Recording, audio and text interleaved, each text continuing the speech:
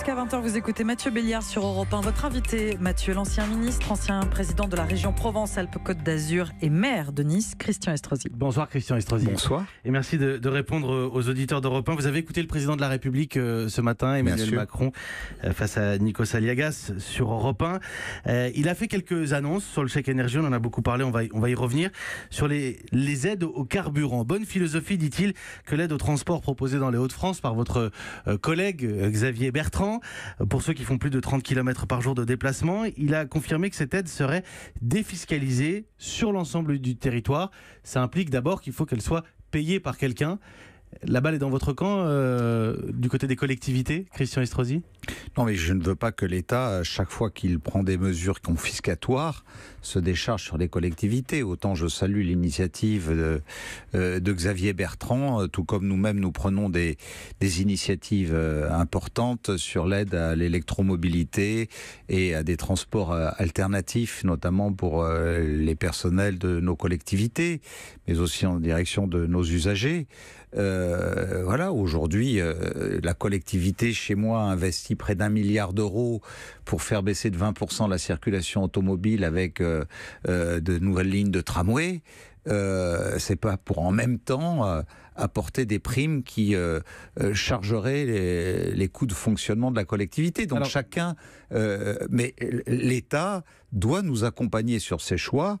Pour moi, en tout cas, je trouve que cette idée de défiscaliser cette contribution d'une entreprise ou d'une collectivité de la part du président de la République est un constat d'échec par rapport à ce qu'il a initié avec le gouvernement, à savoir faire monter en puissance, pour des raisons écologiques, le coût des transports et surtout du diesel et de l'essence. Ça n'est pas aux collectivités. Vous répondez un peu comme ce que nous disait Hervé Morin un peu plus tôt, voire aussi le patronat. J'étais avec les artisans un peu plus tôt. Voilà pour les réponses au président de la République. Il se dit aussi méfiant sur les grands appels à mobilisation pour tout bloquer, parce que généralement on trouve un peu de tout et n'importe quoi, des choses qui n'ont rien à voir ensemble. Bon, on va être très clair, Christian Estrosi. Les Gilets jaunes, le mouvement du 17 novembre, c'est un mouvement populiste d'extrême droite ? Moi, je dis qu'il n'est pas utile de rajouter une crise à la crise, de rajouter aux difficultés des Français. Voilà, je dénonce suffisamment régulièrement les mouvements des aiguilleurs du ciel, des agents des compagnies aériennes, des commandants de bord, de la SNCF. Vous ne soutenez pas ce mouvement ? Et donc, je dis, voilà, aujourd'hui, les Français sont suffisamment en colère par rapport à la montée du prix des transports et surtout du prix de l'essence et du diesel. Ne rajoutons pas de la colère à la colère, car je pense qu'une immense majorité de ceux qui seront les usagers de la route ce jour-là pour accompagner leurs enfants à l'école, pour aller sur leur lieu de travail, auront besoin d'avoir toute leur liberté. Je ne souhaite pas qu'on les prenne en otage. Pour moi, ce type d'usage, c'est une prise en otage des Français, et je ne pense pas que c'est comme cela qu'on réglera la crise. Alors, les policiers à l'école, Emmanuel Macron a dit également ce matin, il faut que cette possibilité soit ouverte, il faut toujours que ce soit la communauté pédagogique qui le décide, qui en décide. Chez vous, cette expérimentation avait été faite à partir du mois d'avril, si ma mémoire est bonne, Christian Estrosi. Absolument.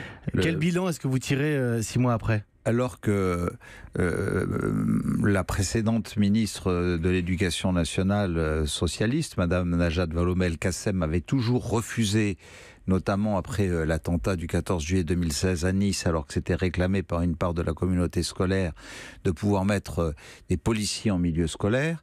Jean-Michel Blanquer, arrivé à son ministère, me l'a accordé à titre expérimental.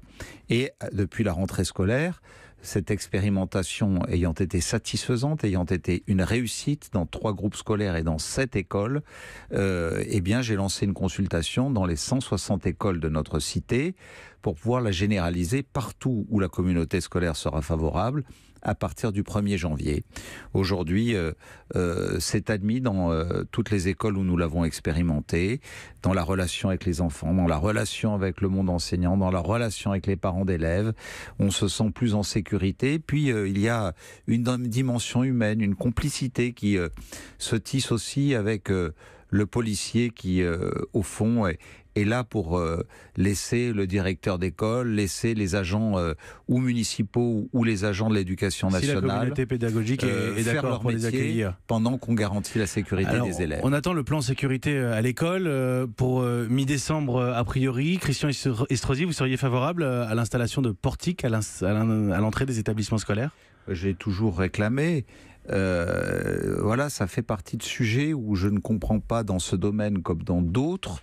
Par les exemple, écoles vont devenir des quartiers haute sécurité. Mais il n'y a pas que les écoles. La reconnaissance faciale qui nous est refusée parce que la CNIL, avec ses lois poussiéreuses informatiques et liberté de 1978, sans considérer qu'on est passé aux réseaux sociaux, qu'on est passé au smartphone, qu'on est passé aujourd'hui à des technologies qu'utilisent tous les ennemis de la démocratie, de la République. Vous êtes d'accord pour vous asseoir sur certaines libertés individuelles au nom de la sécurité ? Qu'on fasse les réformes nécessaires pour que nous puissions, notamment les villes qui sont équipées comme nous de réseaux de vidéosurveillance avec des logiciels extrêmement puissants, puissent mettre en place des fiches, de la reconnaissance faciale, de la reconnaissance de plaques minéralogiques, des portiques de sécurité qui nous permettront, avec les technologies les plus avancées dont nous disposons aujourd'hui, de mieux protéger. Mais au nom de la sécurité, on laisse quelques libertés de côté. Mais l'école doit être un sanctuaire de la République.